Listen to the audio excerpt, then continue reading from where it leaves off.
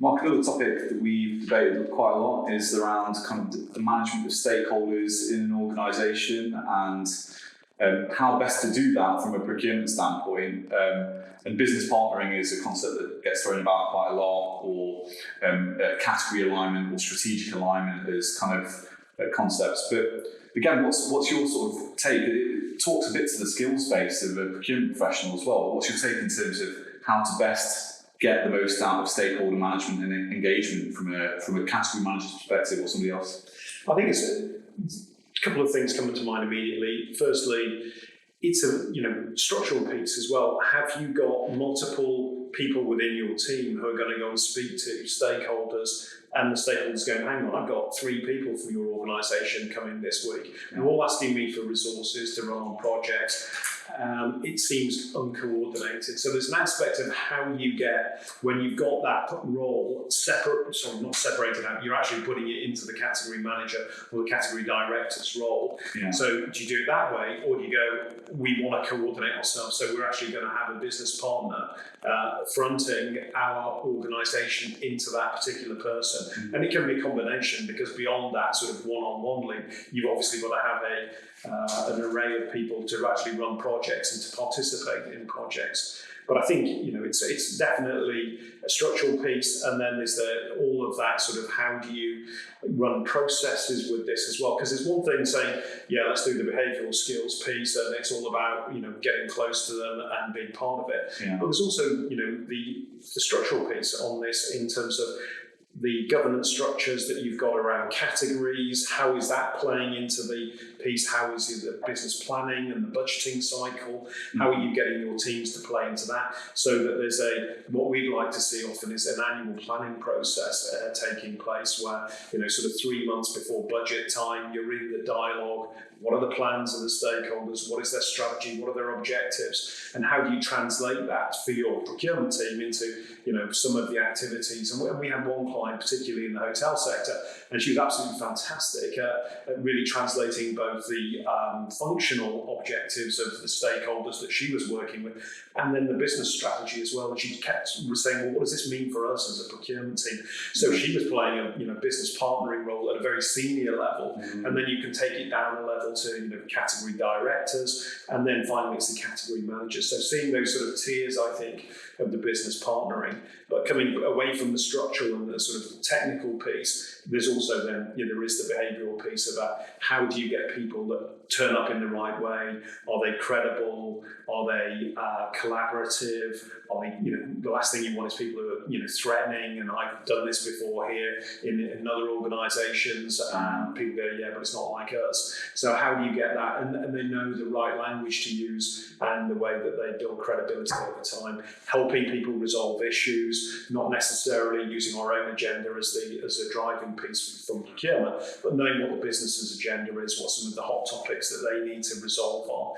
And again, in some public sector clients, we've seen category management taking off much more when we focus away from savings and much more on some of the what we call stakeholder priorities, and trying to use the category tools and techniques to deliver those outcomes, and then that builds much more support.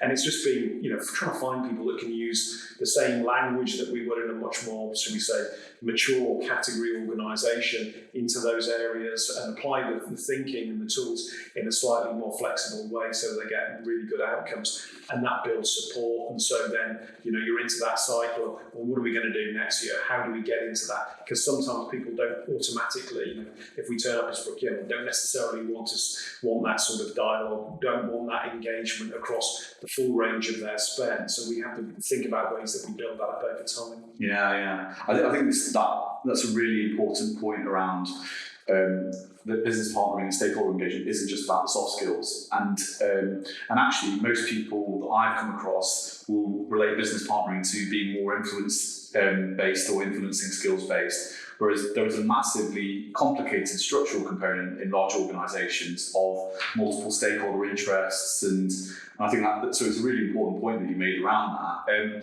It makes me think about operating models and setting up the right operating model for a business. Do you feel like there's a single way that you should be setting up business partnering? You alluded to to actually sometimes you put in a business partnering role or function, but do you think business partnering is linear, or how would you see it structurally in a complex organisation? Yeah, I don't think there's any one right answer to it. It's just about what will work in certain circumstances. What you don't want is multiple ways of doing it across your organisation. So this category group have done it that way, somebody else has done it in a totally different way. It makes it really hard to organise yourself and move people around the organisation.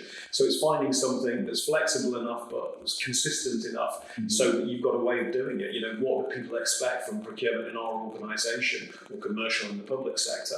We've got to think about, you know, a model that we all agree on, because that's partly it, is getting a leadership team to agree this is how we're going to approach this. And often I don't think it's probably given as much time as it could do. Again, as you say, what is the strategy that we've got to engage people?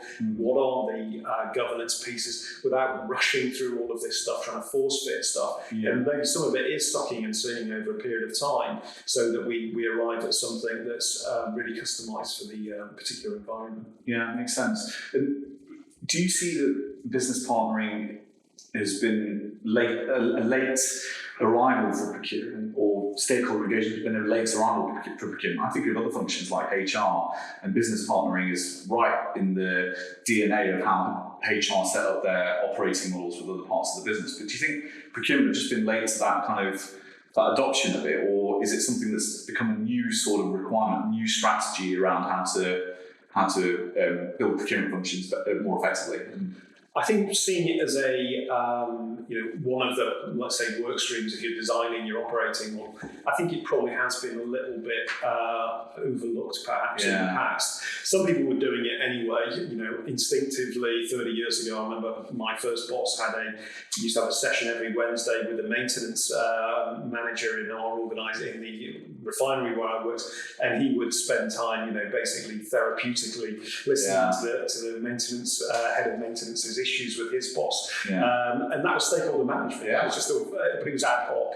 It's not the way we're talking about. It's structurally setting it up as part of the operating model, and I think it does require a refresh all the time, because it is about how you work. And as you say, it's a combination of, yes, the behavioural stuff to get engagement, but also some of the structural pieces that we need to put in place to make sure we're delivering some sort of outcome from it, because it isn't just a warm fuzzy feeling we want projects delivering as much as they can do, and for stakeholders to tick the box and say, absolutely, these people, you know, they do something that we could never do ourselves, and they really support us in every way. So spending time thinking about how we're going to achieve that is definitely time well spent. Yeah.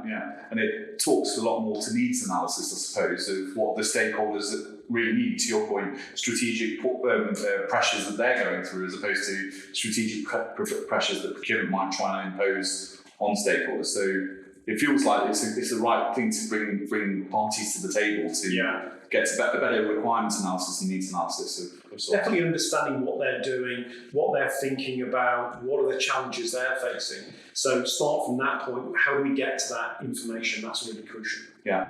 Well, really enjoyed talking to you today. And actually, I want to talk to you more. There's loads of topics that we could go into a lot of detail around. So look forward to the next time. Thanks very much. Thank you.